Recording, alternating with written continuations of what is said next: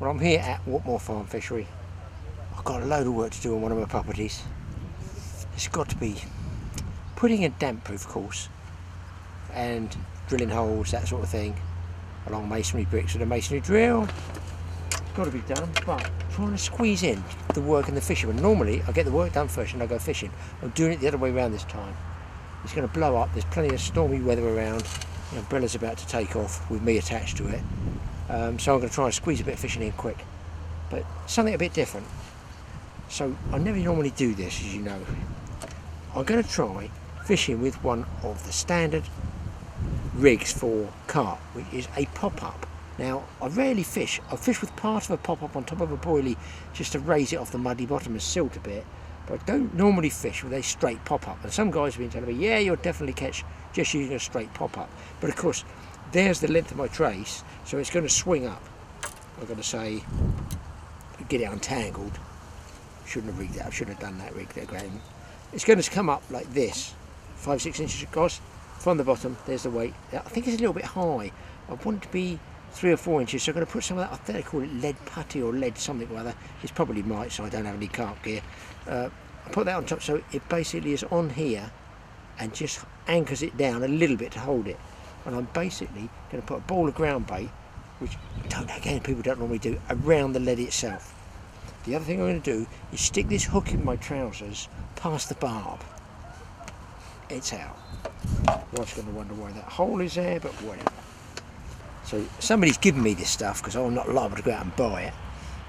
It's called Heavy Metal Maximum Density Advanced Tungsten Compound.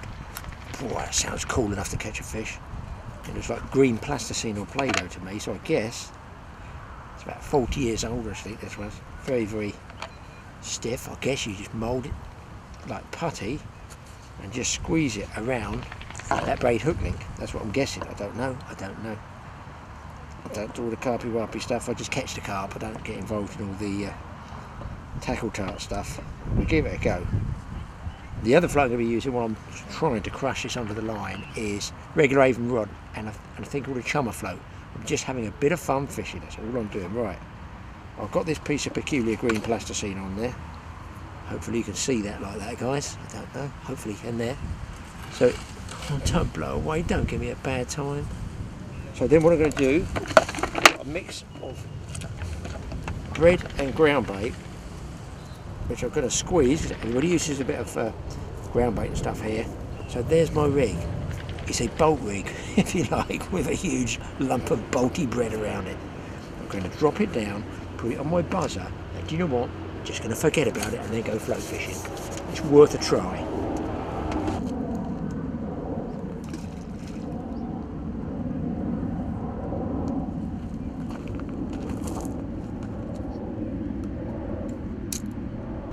A fish with just a very, very small bobbin indicator. Don't really need a bobbin indicator because these fish, if they do take, will hook yourselves.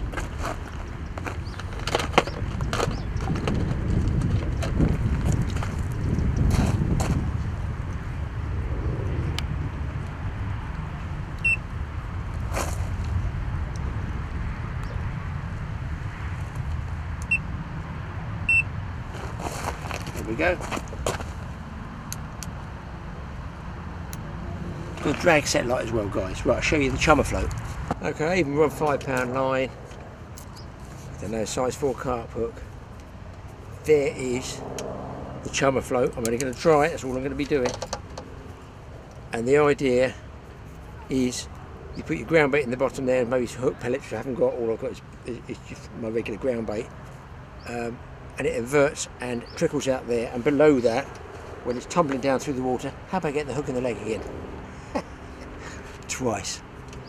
It's just hanging about just over 2 feet from the float there, hanging down through the water. All that crumbling out goes down over where my hook bait is. That's the principle of it. And I figure if I just keep feeding, I'm going to try and go for carp. I don't want to mess around and go for small fish because I haven't got that long to fish. It is now usual, totally awesome time of turning up to go fishing. 25 to 3 in the afternoon. Piece of flake on the hook. Pretty gluey type of ground bait I've got.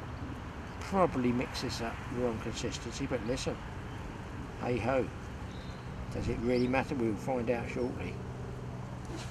Another good tip, leave a rag at home, and that way you've got to use your handkerchief, trousers, chair.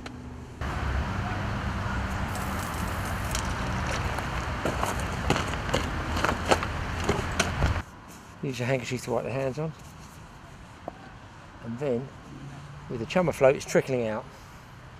You can just give it a tweak every now and then, tighten up to it. They're going to be just holding the float rod, giving it the odd tweak just to let the ground bait come out, but not so big that you tweak it and tweak the bread flake off. It's going to take a while to get the swim built up, and my God, there is an ominous black cloud. Hurricane-sized black cloud. They have given us potential storms. Might mess my work up later on tomorrow, I don't know. Right, and also I've got a bit of drift on here as well, so it's pushing that Chummer Float out the swim a bit, which is going to come in. I've actually got, well, some of it's emptied, look, I'll just show you. Some of it has emptied out, and a little bit of bread there is all that's left. So I guess the roach are there feeding on it. I'm in a mess, guys. I'm not even the pop-up. The pop-up just popped off with the fish on the end of it. So I'm going to use the head cam if I can. It was actually getting dragged along the ground. So pop-ups do work on their own, fish singly. I just hope this stormy weather, bit of drag on that, bit of drag, bit too much, Graeme. This shocking weather, I can get this fish in, hopefully before Armageddon opens up on me. I don't need it to get wet. So there you go, that was a bonus fish. I didn't not worried about the bobbing because the bobbing didn't actually come into the indication system at all. The actual audible signal was the rod getting dragged through the gravel, followed by beeping, single tone, and the reel emptying. This, by the way, is the paint coming off because it's about 35 years old and still catching fish. Why would I change? Well, hooking fish at the moment. I can actually see it raining over that way. Hope I don't get bothered by anybody. There we go, not a big fish. Just average mirror.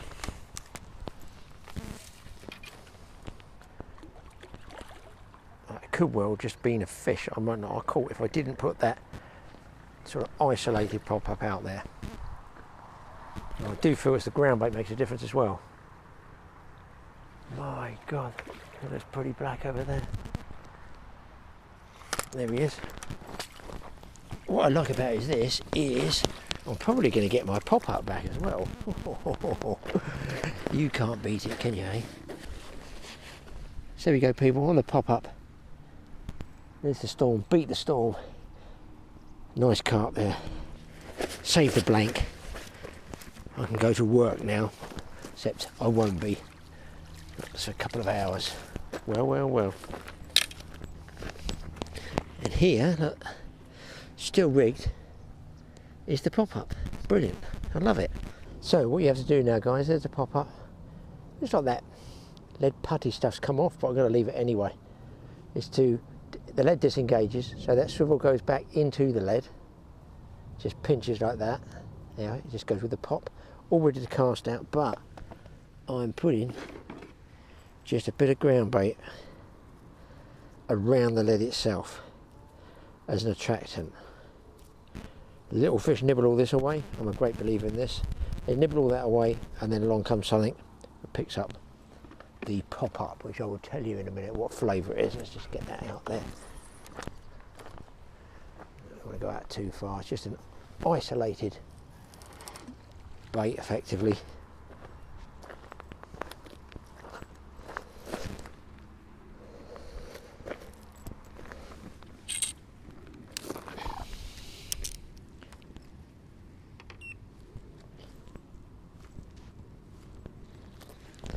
Then, where are we? Bobbing on the top. Just like this. Give it one bump, that's it, and just leave it. Just going to tighten up. Man, I like that wind is blowing. Just leave it like that. Simple. Easy peasy. Well, I'm quite happy with experiment number 1 with the pop-up, isolated with a ground bait ball around it. It's there, it's fishing away, I don't have to do anything to it. It's idiot proof, the fish hooks itself. I've lost my backup shot here. Just a smidgen of ground bait. It's fairly chunky, I've got it in quite loose. Just hopefully enough to cast out there.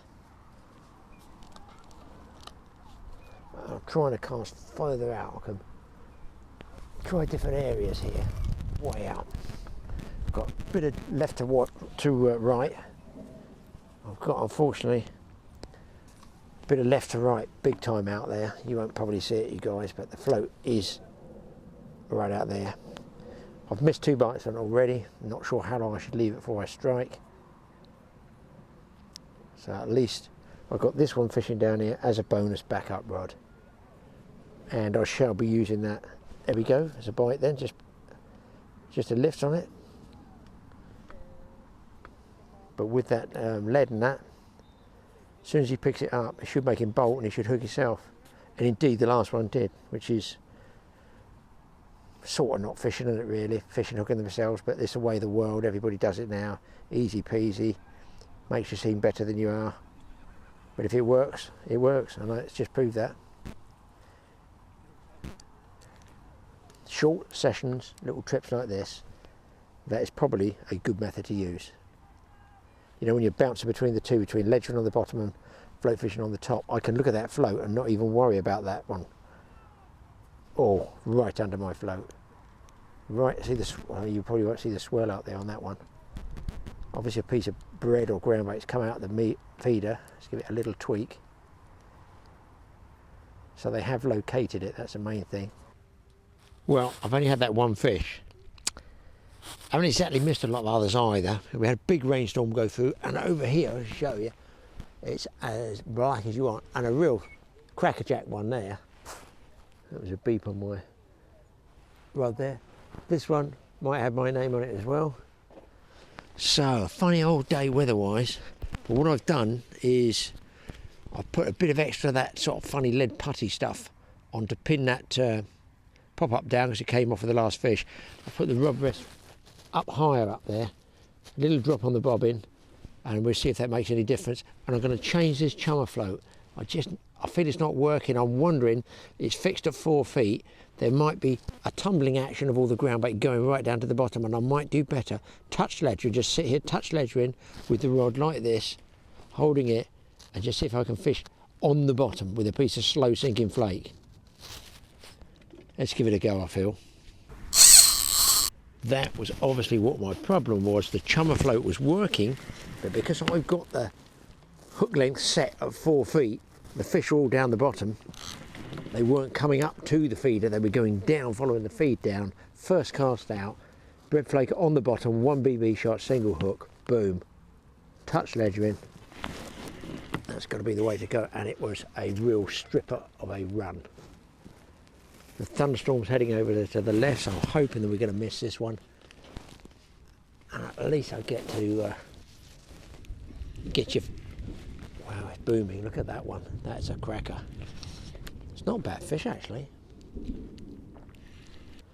And I can't believe Andy, the owner, cut all these down. He cut all these level. Look how much they've grown up around the edges. I thought I had to do it once or twice a year, but they look very scenic, but they gradually will encroach, and all the swims make the swims narrower and narrower. And by the way, guys, for those who want to know, Andy's now got some perch in here that are coming on, and they're eating a lot of those tiny little 1-inch roach fry. So, oh, that's quite a nice fish. Yeah, so that's a 5-pounder. We'll take it, as they say. Beep, beep, beep. Get it all sorted out. Okay. Come on, fish. Come on, fish. You can do it. Yes. It's a mirror. I cannot believe that was what it was. The problem was an hour possibly have wasted fishing time. He's in.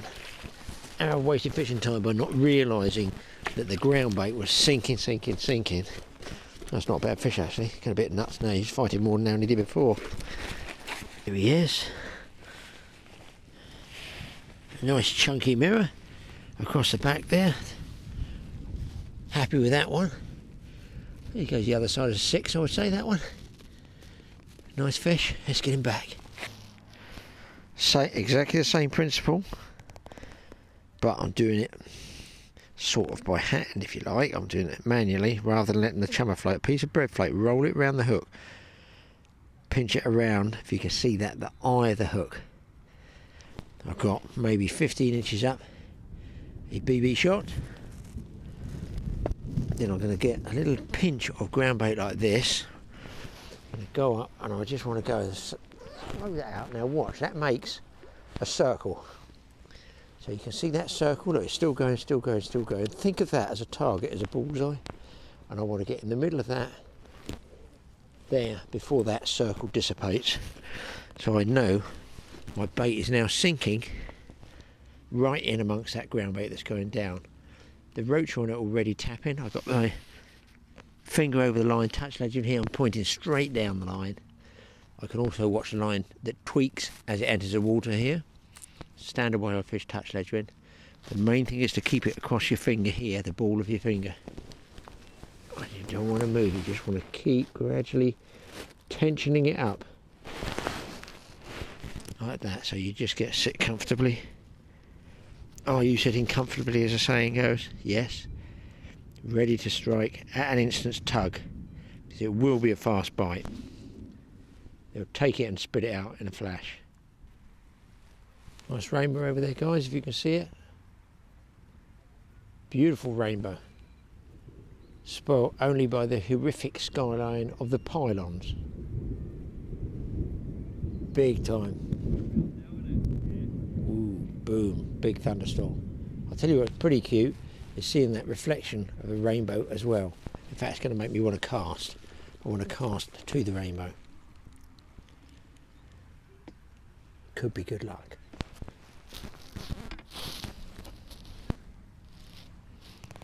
And you can't leave this bread flake on too long without checking it, because the roach, when it's on the bottom, will nibble it straight away. So same principle. Look, little pinch of ground bait, made it a little bit gluey. I forgot to bring the brand. Out into the rainbow. There's my target. The rings are still there. I cast into those rings as near as possible. Sink, shake off some line, sit down, close the bail arm, watch and wait as that flake sinks slowly at a fairly natural speed down through the layers, following the ground bait, we hope. Nothing on the pop-up, just that one fish. But who knows when it will go off.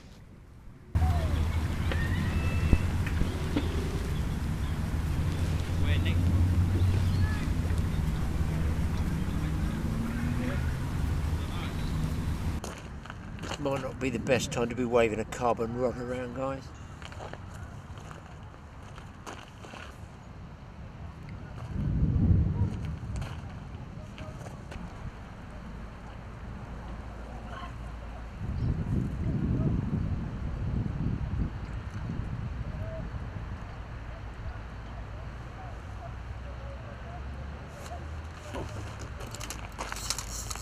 I'm electrocuted away, guys. I'm electrocuted with a fish.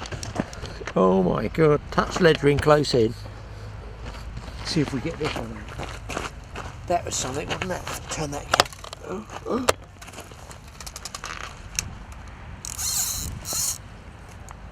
I don't want to hold my rod up high. I'm trying to keep my rod low. Oh no, I'm going to get rained on. I'm going to get rained on. Big time. I can hear the rain in the distance. I can actually hear it pounding through the trees. The wind's coming up. The fish is 30 yards out. I just dropped the bread in closer. I've been washing my hands. Not a big fish, but boy, did he take off when I nailed him. Oh, here comes the rain. I'm going to put the camera under the umbrella. Big time storm. Come on, fish, come on. So times when you think, I don't really mind if it does come off this time.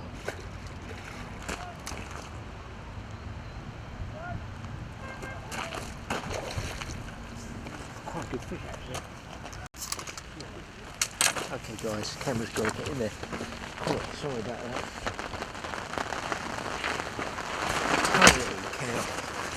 Holy cow.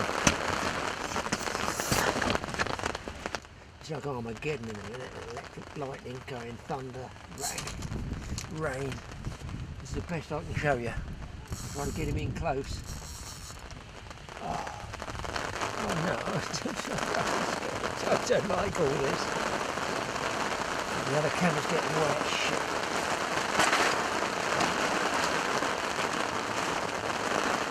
The wind's changed direction. It might just do it that way. The chair's getting freaking soaked. I'm getting soaked. Gonna love it, isn't it? Fish is still on. Take a fast shot at him. You won't see it. I'll get him on the net. Guys, that's the best I'm going to show you. I'm going to watch these cameras getting wet. Fish about £6. I've got the big camera well out of the way. Got to get priorities right. Unfortunately, a couple of holes in the umbrella. It's dripping on me. And my bobbin is still out there with the hop up. Hop up? Pop up. A hop up is a builder's step ladder. And I've been doing a lot of building work and I've got to be working tomorrow. So all the builders will go, he's fishing with a hop up. Oh great. Now the wind's changed again and it's going to lift the umbrella up. I've got to hold this umbrella down, guys. I cannot afford to get the camera wet. I don't know what I'm going to do if that goes off. It's so hard, the ground, I can't spike it, you see. I can't get it spiked in the umbrella, so I just put the barrow thing and just put a bungee cord on the back of it, hoping it blows. But what happens with a lot of storms, they can change 25 degrees, even 180 degrees, you know, in direction with the wind. They make their own wind effectively is what they do. They change direction. I'll let go of that now. It's a big old storm. It's as black as you like. My God, there's a man over there by that white van. He hasn't even got, I want to say he hasn't got any clothes on. He hasn't got any heavy duty clothes on. He's not naked, but he's getting extremely, extremely wet. There's a lot to be said for a giant size, old fashioned, old school, umbrella, even with a couple of little holes in it dripping. I think I might actually be able to lose the sunglasses. I feel they're going now, but I like to wear the polarising glasses because I can see fish moving under the surface better. I think I'll take those off now. That's better. Change the glasses. God, it doesn't look half as ominous when I take my polarising glasses off. But it's still extremely, extremely black over there. Let's flick that out of the way. If you throw your bait in a river, eventually it's going down, it's going to get swept along, certainly in the current, but eventually it will be on the bottom. Same with the lake, the bait is going to be on the bottom, and let's face it, if it's going down and down and down, those fish are going to go down with it. So that's why I thought, well, I'm at 4 feet, I'm slightly stuck up in the air really, up here, and the fish are all like down there. Changed that Chummer Float, went free lining with 1 BB just to slowly sink that flake. Didn't take on the drop, it was when it was on the bottom, just touched ledgering, 2 fish. In 10 minutes, that turned the hour around really quickly. And that looked like lightning to me. Go over the back there. In a pair of shorts. I wonder why anglers today don't buy umbrellas. Why do they not have umbrellas? I know they have bivvies, but if you're a day angler, what we call a day angler, just get yourself an umbrella, man. It's old school, but it works. This is a giant size 5 or 6 foot one. I probably don't even make them this big now. If they do, I certainly wouldn't want to pay for it, but I mean, you need an umbrella. Even worse, the poor chap over there is just hooked up. he's gonna get really soaked now. He lost the rod again. I just went out to get something. I'd have got a single tone. Just when I didn't want it, I just didn't want it to not stop raining. It's going to be 2 on the normal float. Just when I didn't want it.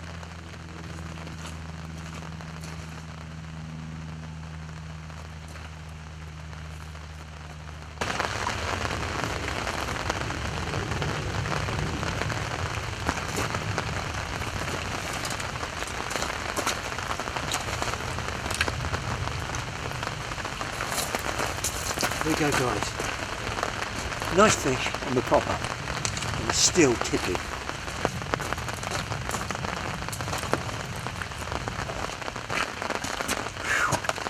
And I still got the pop up. I'm still wet. Just reset the pop up like that.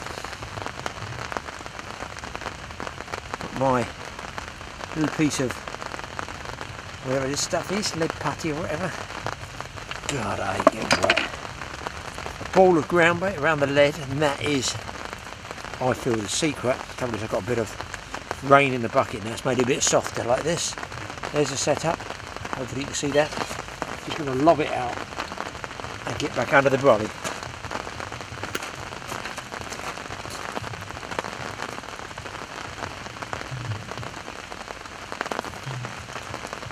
Guys, the storm's gone through and it's stilled off unbelievably. There is another real big storm here. I hope to be in and out before that one comes, but it's stilled off and there's definitely fish moving.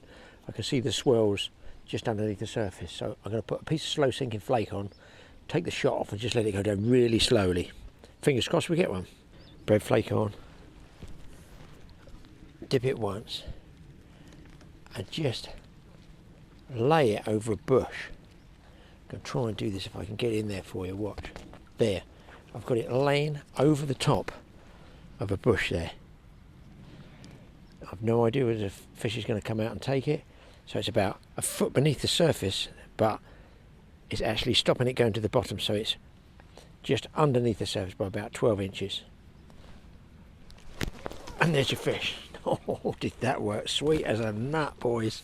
Sweet as a nut. Well, I haven't got it yet. That was good.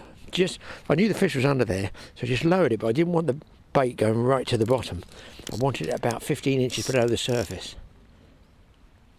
Well, this could be a bonus fish, peeps. Come on, and the rain stopped. We're literally the next week. It's a nice fish. Let's get him out. Get him, Graeme. Get him. He jumped. You little chap, you. Hook's out. Let me get that water out of the way. That is a funny shaped carp, but I suppose he's going to go 6.5 to 7. He might go 7. He's a funny shaped one for sure. Let's get him back. There you go, bud. Slap in the face as well.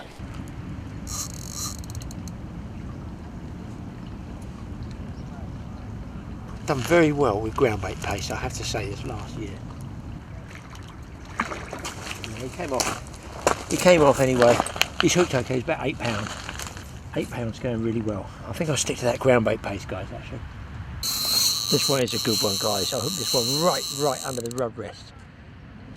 This one is a bit decent. Well, they're all decent, aren't they? Especially if they don't go through my other line. That was a good visual take. Literally, just down there. Just literally right under my feet. I was actually standing there. I was standing watching the fish. And his nose must have been touching the board where I've been washing my hands off. I can't tell you how many fish I've hooked just by watching where I've washed my hands off. They come in there later on.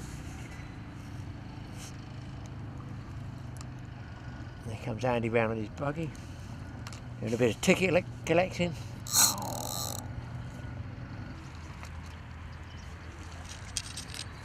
Come in number 5. It's number 6 this week. Off he goes again. Yeah. All Andy's carp are numbered, aren't they, Andy? Yeah. Number 44, number 163, come in number 163. Yeah.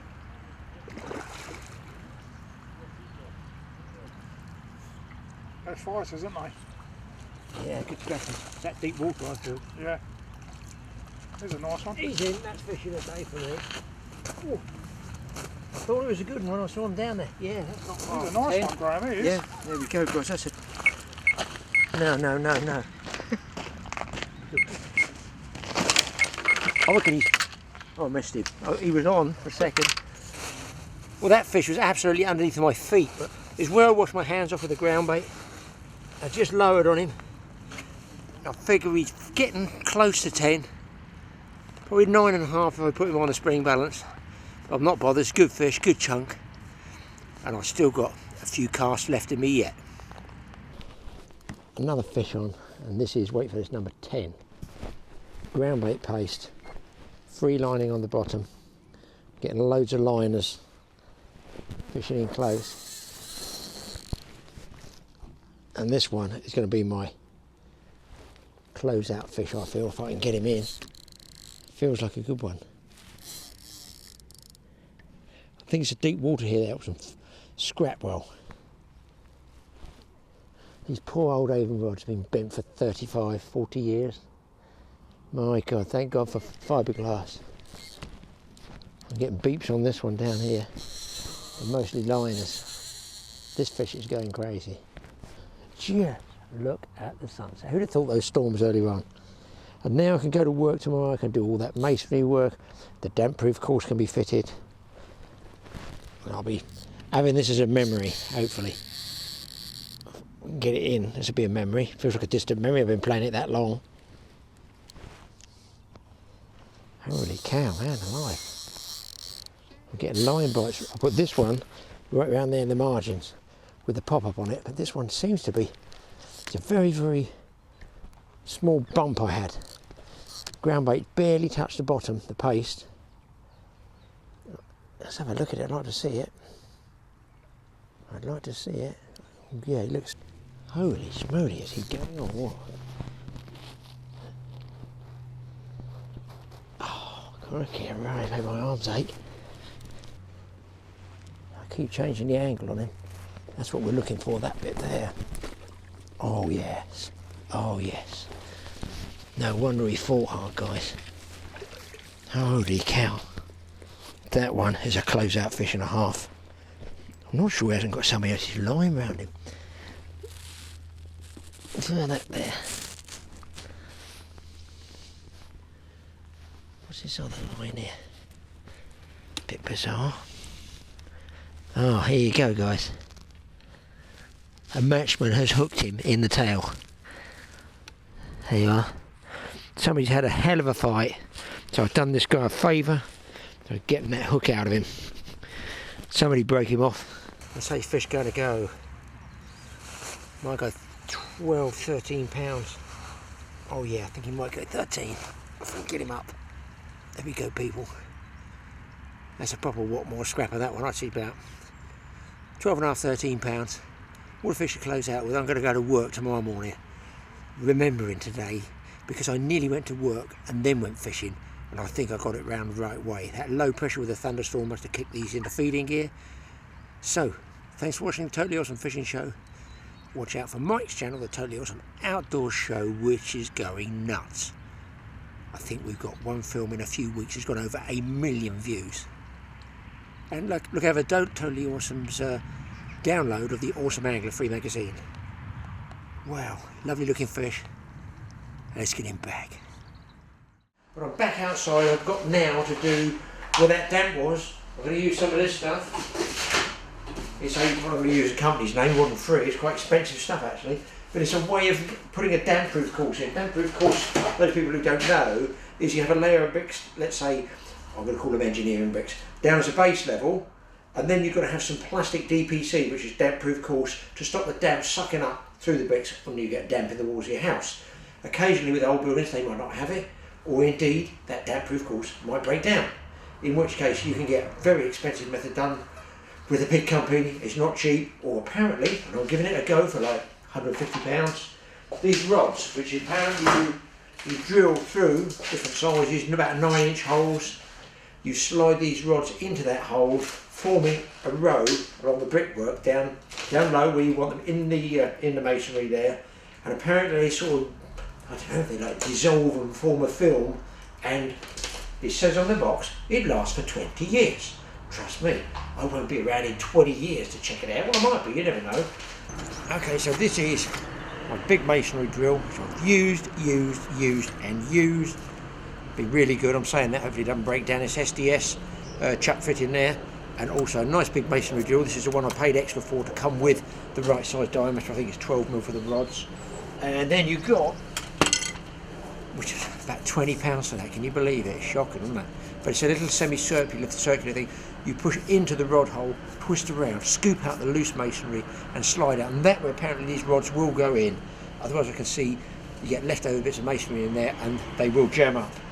So every 4 inches, 5 inches, whatever it is, fire a hole in the masonry, away we go.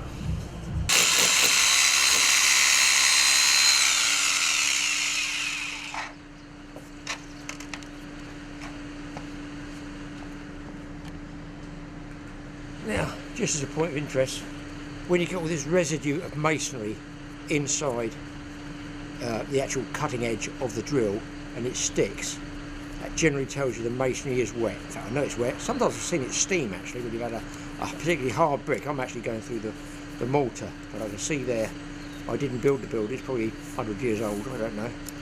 Quite a lot of sand in there. Let's crack on. I also put a tape here to measure so I don't over drill, just put a piece of electrical tape around it, a bit old school, measure the lengths they tell you to do.